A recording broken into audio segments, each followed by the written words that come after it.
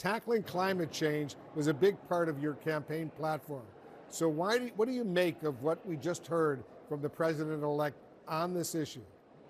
Well, this is clearly an attempt to undermine President Biden's legacy, a president who passed the world's largest ever investment in combating climate change that we've ever seen. And this issue is personal for me as someone who represents the lowest lying state in the country.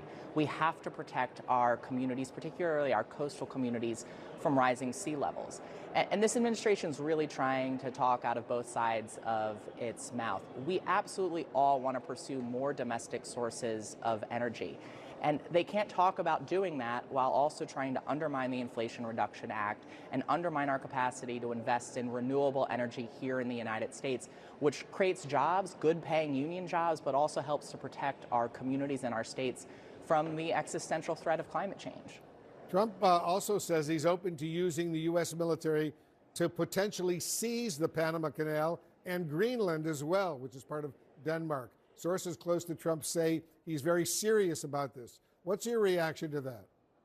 Well, this is typical bluster from the president-elect. This obsession with Greenland and Panama really came out of nowhere and has been filled with mistruths and misunderstandings.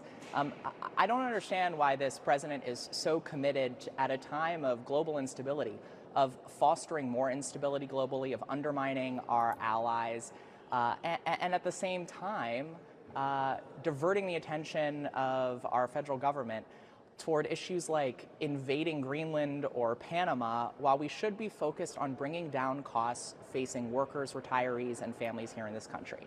That's what our focus should be on. If this president's serious about an America First agenda, he should be focused on domestic economic issues, not some weird obsession with invading Greenland or Panama.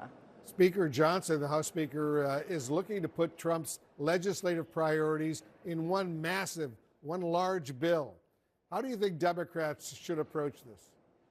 Well, what's clear is that the Trump tax bill from 2017 was really just an effort to line the pocket of the wealthy by giving table scraps to working people to distract from the fact that they were really just slashing taxes for wealthy individuals and corporations. And their attempt here to double down on that is exactly why Democrats will oppose this new Trump tax bill. Look, we want to make permanent the tax cuts for the middle class, but we shouldn't be exploiting the deficit and utilizing those small tax cuts for working people to really line the pockets of Donald Trump's billionaire friends who now populate his administration.